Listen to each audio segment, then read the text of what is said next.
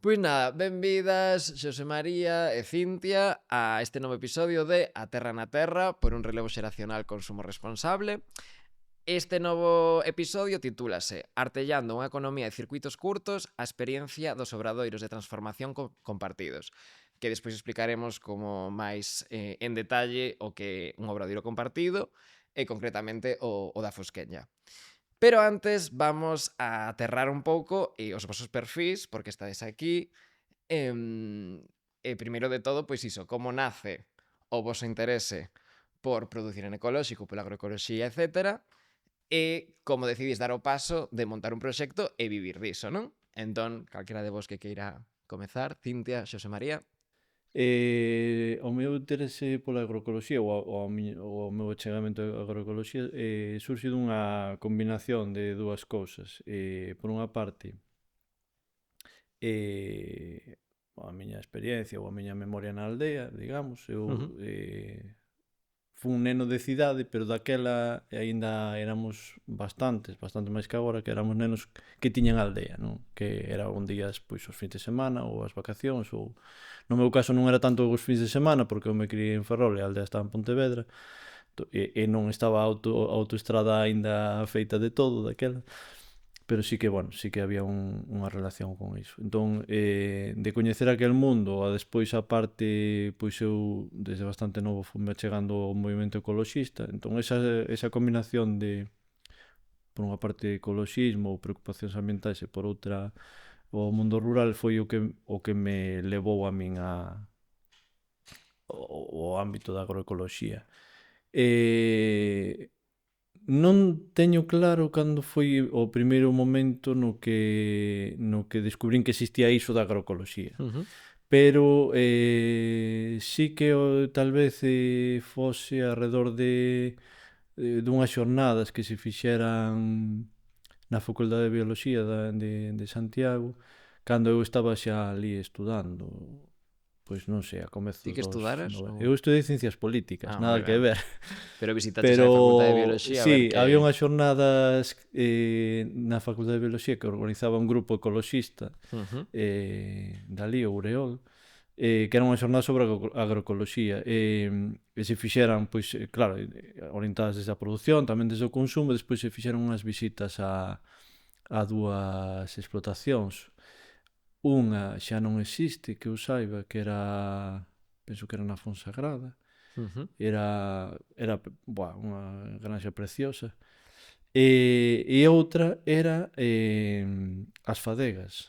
Vale. Era a, a horta que tiña ai, non me sai o nome agora, Elia, en Ribadeo, que daquela estaba a facer a transición á produción ecolóxica, creo. Non sei se estaba arrancando o Crega ou aínda, pues, foi unha das pioneiras da agricultura ecolóxica, estaba facendo ese cambio ou esa reorientación cara á produción ecolóxica, asesorada por Xan Puliquén, Ujú. que daquela tiña unha asociación tamén de agroecoloxía e tal. Entón eu penso que debe ser alrededor daqueles anos, na universidade, con no mundo ecoloxista e do consumo responsable un pouco aí, e foi cando descubrín a idea da agroecoloxía, Vale.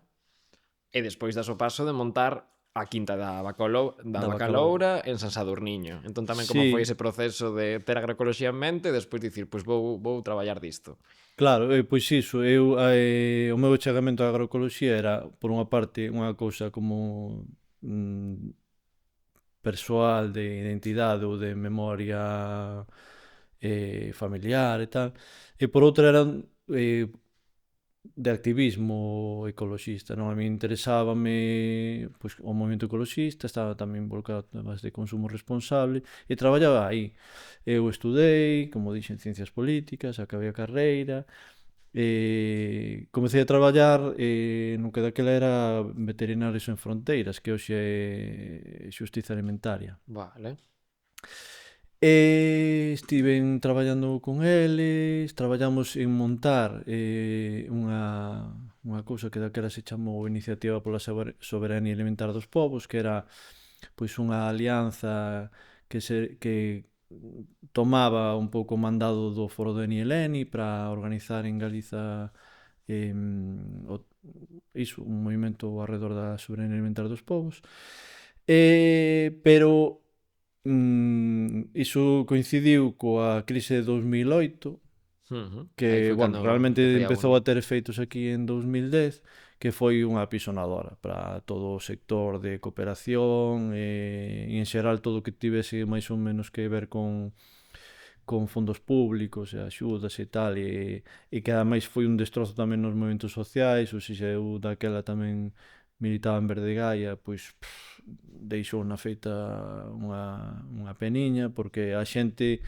claro, a vida pasoulle por riba, non? Entón moita xente deixou de militar ou deixou nun segundo plano porque non daba feito. Eu nesa situación, claro, a min colleume nun momento vital que pois tiña parella estable, miña parella tiña traballo aparentemente estable, non tiñamos fillos, bueno, tiñamos un poucos aforros, era unha situación na que víase vir que iso o meu emprego pois non tiña continuidade. Entón, iso que fora sempre unha especie de plan B que tiña eu de, como me gustaría ter unha granxa, pois, pois se non é agora, cando vai ser? Como que a crise estaba moi patente A crise estaba aí, o meu horizonte laboral no meu sector, con a miña formación pasaba casi o 100% por emigrar, non era algo que me apetecese. Entón eu dixen, pois xa que me preocupan estas cousas, teño estes gustos pois vou pasar ao outro lado. Así polo menos teño para comer, non? Claro, e era a idea de, bueno, e sempre che queda a cousa de que senón, pois polo menos para o teu consumo, e tendo un salario supostamente asegurado tamén na parella, pois é o momento que tal vez te podes permitir facer iso. Moi ben. Entón, E así pois, naceu, a foi Quinta da Bacaloura. como naceu, despois dun tempo iso, buscando terra pola comarca e formándome, fixen o curso de capacitación empresarial agraria, que non sei se se chama ainda así. Chamabanlle así, curso de capacitación empresarial agraria, porque eu non tiña formación agropecuaria, claro, nen de formación profesional, nen universitaria. E entón fixen ese curso que fixen co sindicato labrego, máis outros cursos que ian facendo por aí, de agricultura ecolóxica, tal, bueno, cousas que ian saindo. E despois dun ano, o ano e medio buscando terra, pois atopamos unha parcela de case 1 hectárea co que arrinquei. Moi ben, pois así de introducción creo que xa nos chega. Ti, Cintia, tamén, o que non, igual non, o sea, non tes que ser tan extensa, ata onde queira chegar, pero, o sea, pero a onde queras afondar, pero sí, o tamén. Xa está, xa acabamos a metade do tempo. Pois eu non sei moi ben, creo que sempre o levei dentro, porque en realidade, os meus abuelos sí que se dedicaron a isto, meus pais era como unha segunda actividade, tiñan vacas de carne, e non era algo que eu tuvera na mente ser ou traballar diso, porque estamos, bueno, son das Pontes e unha vila industrial, principalmente, e é como algo que nos meteron na cabeza dende pequenos, e porque tiñamos, bueno, na vila das Pontes tiña unha tasa moi alta de todos fomos á universidade porque Endesa sufragaba os gastos da universidade, entón era moi fácil e ninguén nos dixo ir estudiar algo para volver á terra. Era todo, ingeniero, abogado e demás. Claro. Ali fun eu, en plan, que voy a hacer? Non sei, unha ingeniería, por exemplo. Bueno, claro. E fun facer ingeniería civil e que pasou? Non me gustou. Sorpresa, non? Sorpresa. Non sabemos por qué. O sea, sí me gustaban matemáticas, álgebra, física e esas aquí nas estás buscando era o meollo da... Non me vía eu ali. Entonces, bueno, despois de perder uns anos da miña vida, pois volvín para a casa, un momento drama. Claro, porque cando non sabe que facer é como, Dios mío, de mi vida. sí, de que vivo. E nada, pois miña mãe, estaba eu ali na horta, que tiñamos unha horta de autoconsumo, e estaba ali plantando unhas fresas, dixo, vin outro día na tele un ciclo de agricultura ecolóxica que eu creo que a ti eso, porque ti estudias sempre te queixaches, pero a verdad que de traballar, pois non. E era certo que eu no verán, esos 2 fines de semana al parque e eso, pois non, eu non sei, íbamos a xuntar as vacas, a coller a erva, pois sempre estábamos E disfrutar esa E eu, actividade. pois sí. E, pois, fun a Ponteareas a estudiar un ciclo de agricultura ecolóxica. De cantos anos, 2 anos, era un ciclo medio. E despois, pois, se leu a oportunidade de facer as prácticas no estranxeiro, escollín Irlanda, un pouco polo clima, porque non me iba a ir a un clima totalmente diferente, non tiña moito Totalmente, non tiña sentido. moito sentido. E, bueno, aquelo foi unha experiencia xa, estuve nunha granxa, esas persoas foron para min, bueno, é que sabían que eu realmente quería montar algo e ensinaban, bueno, levan toda a vida ensinándolle a xente, pero que cunha pasión e, yo, o sea, cando vin para casa dixen eu quero facer isto. Que ben. Tiña a sorte de que xa tiña as terras, meus pais xa non tiñan as vacas ni nada, e nada, pedí unha incorporación e comprei un tractor e un invernadoiro. Moi ben. Pois mira, xa que saiu o tema da incorporación, creo que un primeiro melón que podemos abrir que é bastante interesante. E ambos tivechedes a axuda da incorporación, correcto? Foi un proceso relativamente sinxelo, complicado, claro, porque moitas veces hai como eso de bueno, pero teño un montón de axudas, isto é simplemente pedilo, o sea, creo que a carga burocrática é moi grande, hai que cumprir uns prazos, se queredes contar algo da vosa experiencia persoal. Eu creo que as axudas si están aí, si é certo. Agora, como eu rayeime moito por este discurso que había de Dios, super difícil, pois tes que aborrer os cartos, isto, Dios mío, é moito risco pedir a Xesús. Eu rayeime moito, lin moito, subrayei moito, puxen moitos pósitos de todo o que tiña que facer. Cousa que a maioría da xente non fai porque pois, ou non lle gusta ou non quere, e sí que falta como un asesoramento aí que te vaya guiando cando Claro. cando estás comezando e non conoces a ninguén. Bueno, que Porque unha vez sen estás... asesoramento prácticamente non se pode pedir, o sea, é unha axuda difícil. No, na miña época era algo máis fácil porque aínda non había que facer o... Non, o meu ano cambiou e había que facer o plan empresarial. Que eu xa tiña feito e despois obligaban a pagarlle a alguén que cho fixera, que eu xa o tiña feito. Ao final, paguei para que me firmara. Moi ben. O que fixen eu. E é guai porque eu pedín 50.000 euros, déronmos, pasei todo ben e... É genial, e cumpliches co que pedían e todo listo. Más ou menos, bueno, más ou menos. Bueno. Porque despois Vamos a decir que sí, vamos a decir que sí. Cumplín, pero non vai a bueno, ser foi que un mire pouco así como... algún inspector Ai, que mire este vídeo. No, está todo guai, todo ok. Vale. Meu foi horrible, foi Jolín, sí, bueno, hai foi que ter horrible, foi un ambas desastre, a verdade. A min colleume noutro período, e aínda non había que facer os planos estes empresariais. E había unha axuda que era unha cousa fixa, prácticamente por incorporación, que eran 25.000 euros, que non sei se eran 2.000 máis ou algo así, non sei. Sí, bueno, ao final eran 25, 27, non sei, algo así. Foi un desastre porque xa eu tiña unha idea, non, que era... Eu tiña unha idea que non existía legalmente, xa mal. Porque eu tiña a idea do que despois foi a avicultura artesanal, pero daquela non existía avicultura artesanal. Entón quería facer unha granxa avícola na que puidese ter ovos, carne, e no que puidese eu recriar, e traballar con razas autóctonas, e ter iso nunha plantación de froiteiras.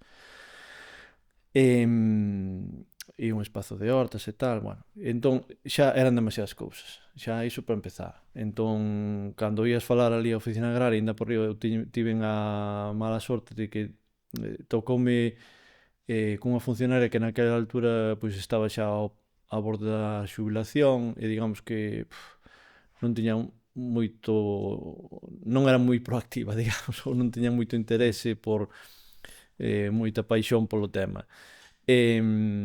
Entón tiña que eu ir ali moito a preguntar e non me acababan de dar a información ben, despois non lles encaixaba nos formularios que había, que só che deixaban meter, pois non sei se eran 3 ou 4 epígrafes, entón, claro, con a avicultura xa metías ovos, carne, xa van 2. Sí, era o terceiro e metían as frutas, entón despois eles tiñan unhas táboas para ver a viabilidade, non lles daban.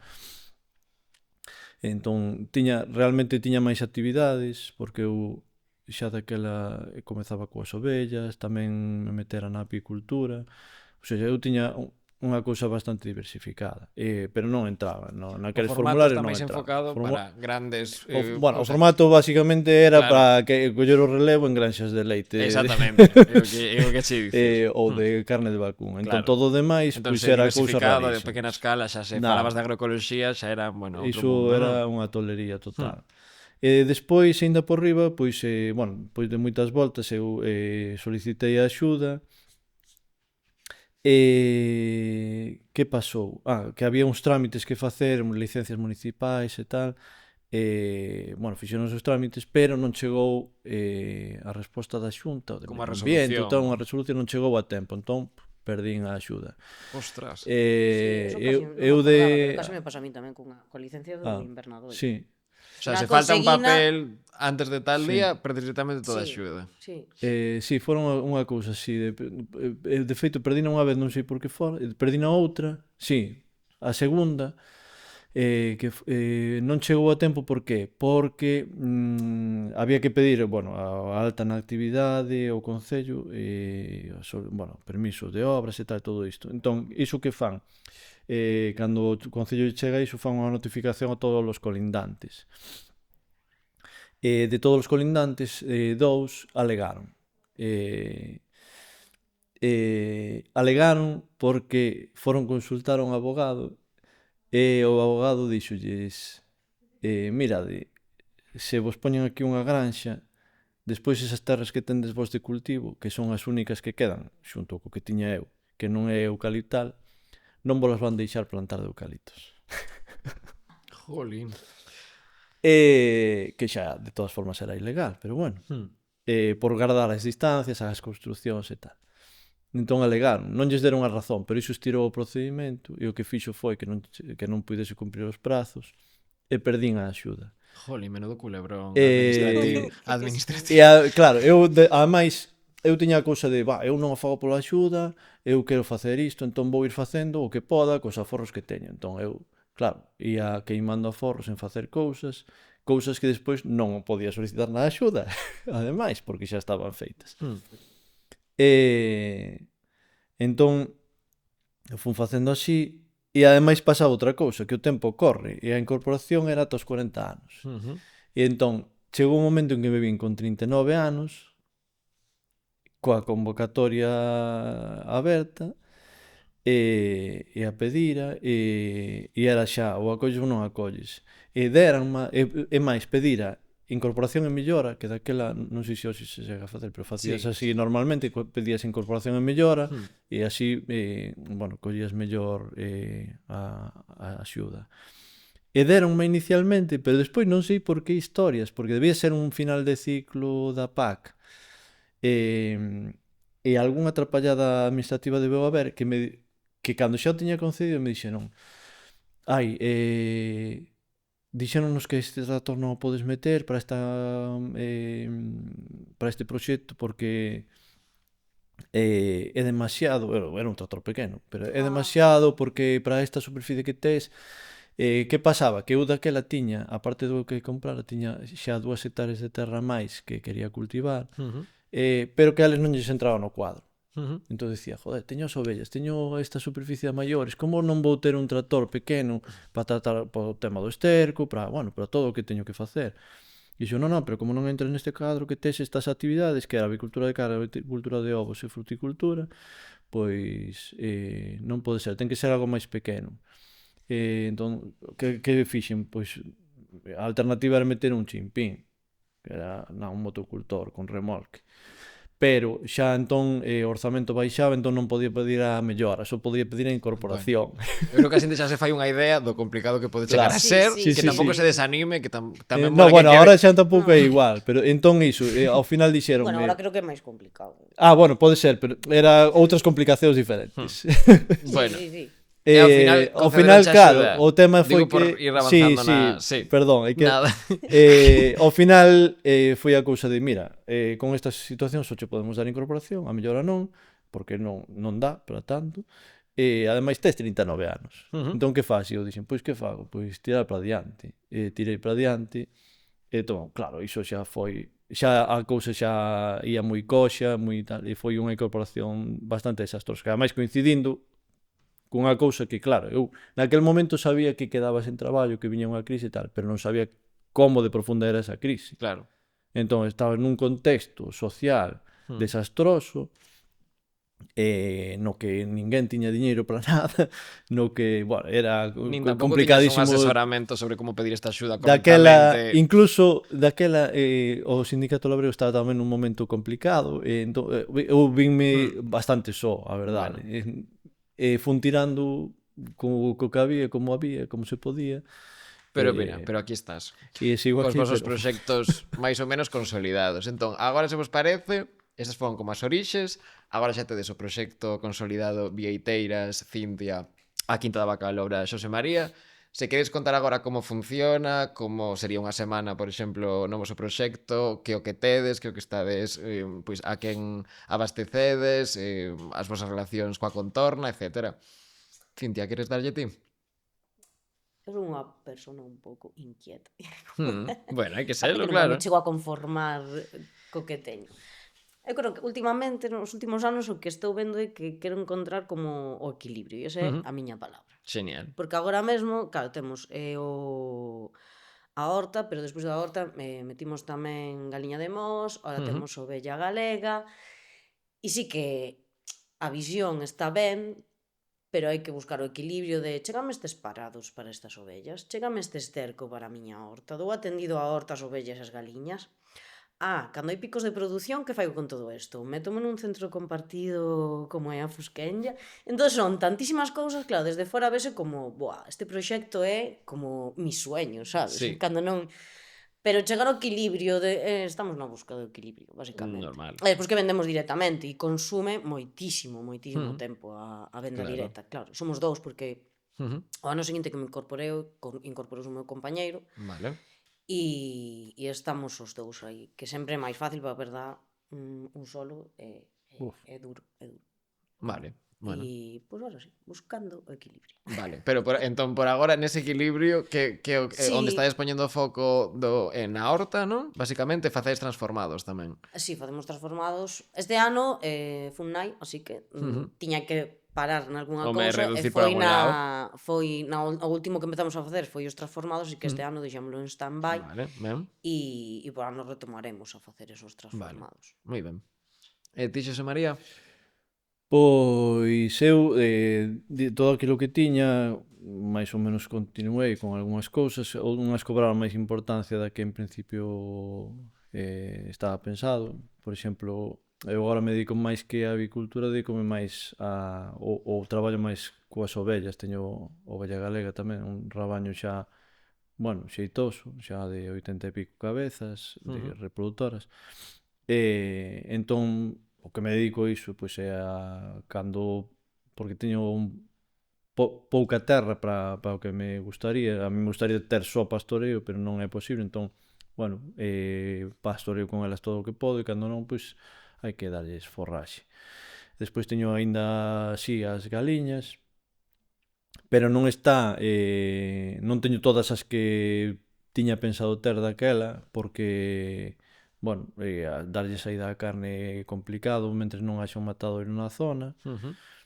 Os ovos sí que, os ovos de todos os que hai, e máis que houvese, sí que se venden. As abellas tivenas que deixar por culpa da velutina. O tema da horta aparqueino, e agora está aí aparcado eternamente. E as froiteiras sí que continuo con elas, teño arandos e teño maceiras. Pero, bueno, dentro de toda esta actividade quedan nun plano secundario, e quedan de momento, basicamente para autoconsumo. O sea, fago marmeladas, compotas e tal, e case todo cómese na casa. Entón, o que sí que fago é vender iso, carne aos años, pois a restaurantes e a particulares. Vendo, pois iso, galos e polos, pois tamén directamente, e ovos, e así. Vale. Bueno, unha cousa que se mencionou así polo aire é que tedes, traballades con variedades locais de Galicia autóctonas, que para moita xente como, vos recalcades a importancia niso precisamente por a perspectiva agroecolóxica, non? Que tedes galiña de mos, galiña piñeira, tamén. Non, eu tiven galiña sí. piñeira, pero xa non teño. Vale. E despois tamén coas variedades, facedes asociacións de cultivos como que se retroalimenten entre eles para, pois, por exemplo, millo, creo que ese con feixón e cabaza, creo que tamén esa... Sí, eu cando tiña iso cultivos, que agora non teño cultivos anuais, sí que botaba, facía esa asociación que bueno, eu que vía que se facía na aldea, resulta anos despois descubrín que era o que lle chamaban a milpa A en milpa. América, que era Vale. o tema da asociación Claro. millo, fabas e cabaza. Eu sí, cando cultivaba sí que facía esa asociación, claro, no mesmo espazo, aparte de que se axudan entre eles, pois sacabas máis produción que se tiveses millo nada máis ou que Claro, digo tamén para darlle visibilidade a que Sí. moita xente pois simplemente tira polo monocultivo, non? E como que ás veces se perde como este coñecemento. Sí, pero agora non iso a dos cultivos era. Sí, pero bueno, tiro máis pola rotación. A asociación resultame algo difícil cando metes maquinaria. É como... Cando é máis pequeno, traballas a man, sí que é máis fácil, pero para a recollida, para sementar, utilizas os tractores, pisas unha cousa coa outra, entón sí que está como rotación si facemos, pero asociacións no invernadoiro sí que facemos máis asociacións. E nada, e despois, por exemplo, de variedades autóctonas de hortalizas, pois os tomates de Santiago, a Boa do Sedo, e millo, a ver se empezamos outra vez con millo, deixámoslo un pouco apartado. Bueno, isto vai variando, obviamente, Sí, non é un sí. proxecto estático, e menos Sí. cando se ten unha granxa ecolóxica, non? E hai un ano que che vai mal e dices, non vou plantar, Claro, porque xa sí, estou farta. E despois, exactamente. olvídase, che, que está ben, entón volve a intentar. Pois está E volves estupendo. caer nos mesmos erros tamén. Bueno, pois agora imos falar un pouco do centro de transformación, porque en teoría o episodio era sobre iso, e ainda non chegamos a ese punto. Entón, tedes a vosa disponibilidade o centro de transformación da Fusquenlla que está en Moeche, non? Entón, sabedes como comezou, como apareceu, vos estivechedes implicadas en que se meteran Sí. cartos ali, como funciona, ou para alguén que este escoitando que non sabe que se fai comezos, aí, sí. Claro. Os comezos tú aí, Sí. Marías. A ver, o Concello de San Sadurniño facía e fai todos os anos cursos de fruticultura, de apicultura, moitas veces tamén de temas de agroecoloxía. E nos de fruticultura en particular falábase moito sempre de, pero vale, plantamos maceiras e o que sexa, pero despois que se fai con iso? Porque comercializado todo para fresco, pois o mellor é complicado, pois era mellor ademais, claro, é unha particularidade na comarca que é unha zona foi unha zona bastante de sidreira en tempos, entón queda moita plantación de mazá e a mazá véndese para fora, para a sidra, tampouco é un negocio moi interesante, hai xente que o fai porque lle dá rabia que perder as mazás ou porque, ten esas cousas porque lo va facendo toda a vida. Entón, había a idea de dar máis valor a ese produto, entón traballar con variedades autóctonas e ademais xerar máis valor engadido. Entón, empezouse a falar do tema da necesidade de transformar, e víase que era algo que tiña que ser impulsado desde a administración pública porque ninguén ia montar un obradoiro Claro, ten que ser unha particular, pasta. Claro. non para as plantacións que hai ali, ou para a produción que hai, que é moi iso, de autoconsumo ou de vender un pouco para fora como un complemento moi pequeno e nada máis, non? Entón foi cando se empezou a dar así voltas desde o Concello de San Sadurniño. O Concello de San Sadurniño falou co de Moeche, conseguiu, ali tiña unhas naves abandonadas da feira do gando, entón chegouse a acordo entre eles e Cerdido, pediron axuda o Grupo de Desenvolvemento Rural, a Xeitura 22, para botar a andar ese obradoiro. Foi estes tres concellos que comezaron a andar e agora xa se sumaron co tempo pois outros concellos máis, tamén axudou a Deputación da Coruña, que integrou o obradoiro na rede de espazos coworking. E tamén, claro, é importante que cando se comezou a pensar que facer, xa existía o obradoiro compartido de Brión. De aquí de arredor. Daqui de arredor. Entón, foi coa xente de aquí de arredor, con Carmen e con Que se Pilar, un pouco de exemplo, cando non? se empezou a traballar con ela sobre como facelo, como orientalo e todo iso. Iso foi fundamental tamén, era un exemplo que xa estaba funcionando. Fixeranse visitas, empezouse a divulgar ali entre a xente, e, empezouse a montar e iso conseguiuse tamén a axuda da Xunta. Ao final foron a verdade, moitas institucións que se puxeron aí de acordo. E como funciona? O sea, calquera persoa pode chegar ali, tes que ser produtora, tes que anotarte, hai que pagar mensualmente, como... Pois ese conto eu, un pouco. Conta. Esa parte un pouco... A ver, tes que facer un curso obrigatorio, cada ano foi un pouco fluctuando as horas, porque os primeiros que fomos foron moitísimas horas. Estuvo moi ben, pero sí que vimos que había horas que nos sobraban un pouco.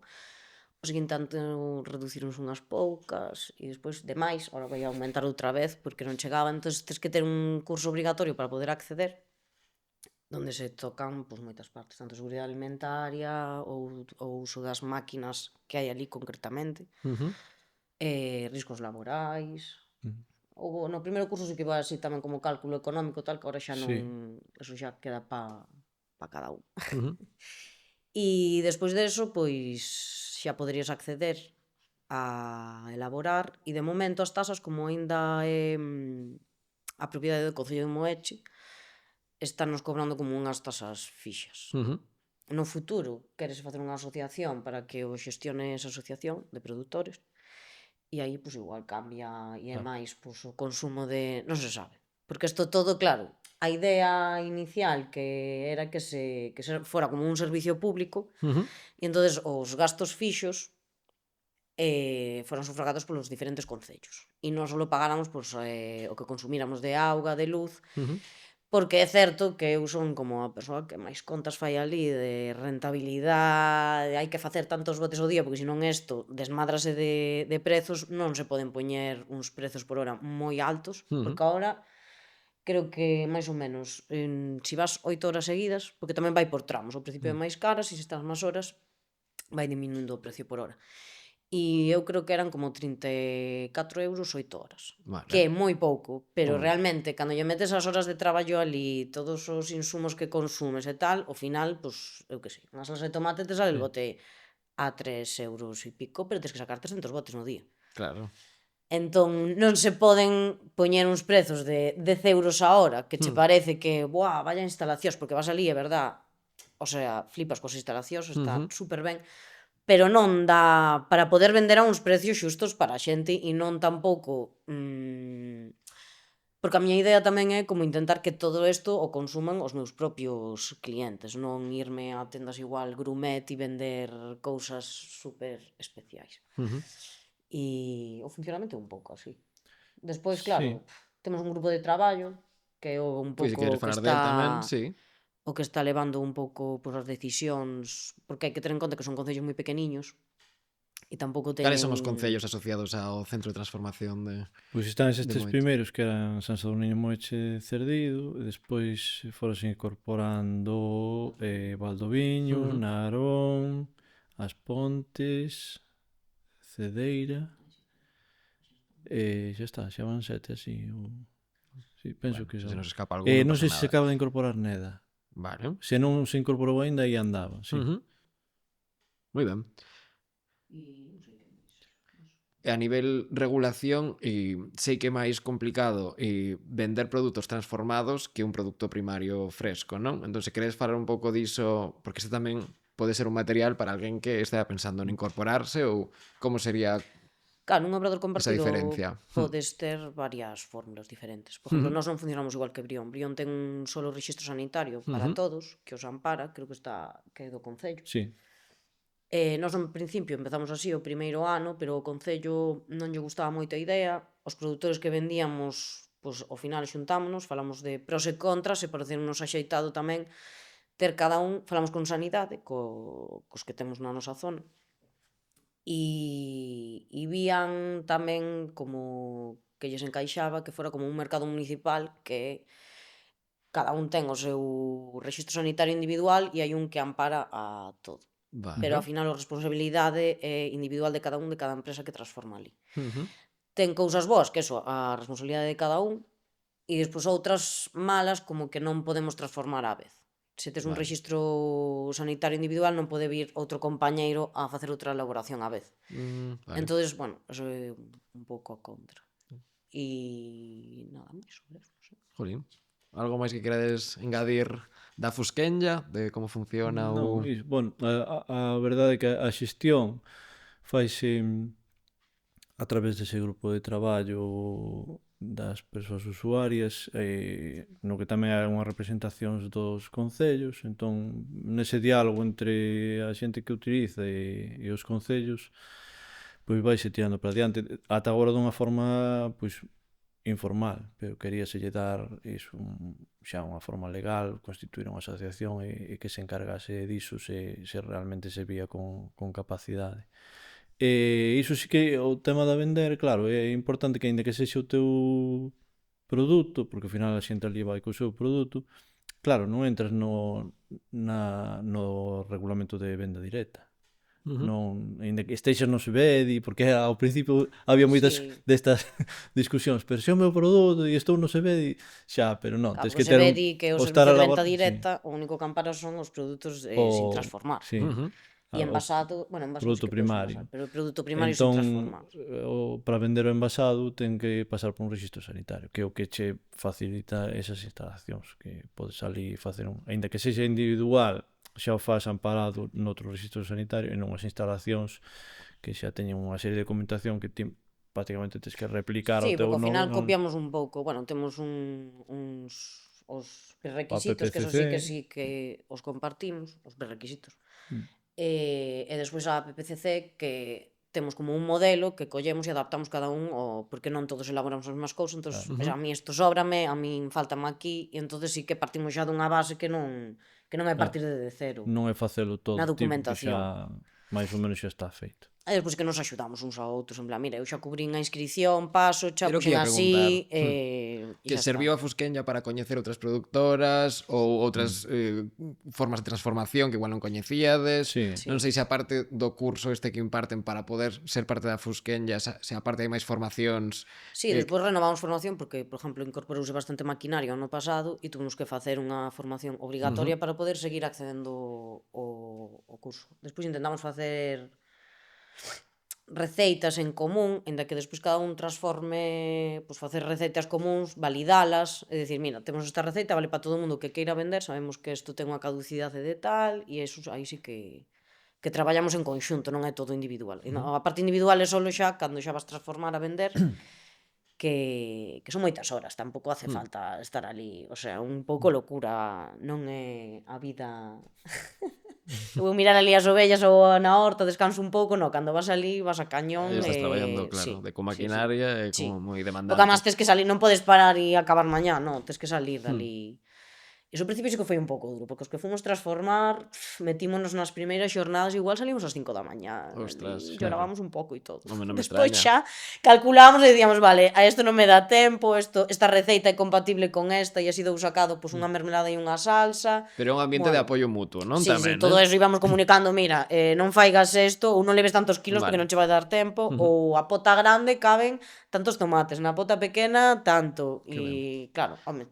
E o resto das produtoras tamén están en ecolóxico a maioría ou Non. non? É algo máis residual. Se sodes vos a excepción. Non é un criterio para estar ali, entón pois non é algo tampouco que se Pero bueno, era un pouco para curiosearse. Pero sí que, bueno, todo é pequena produción.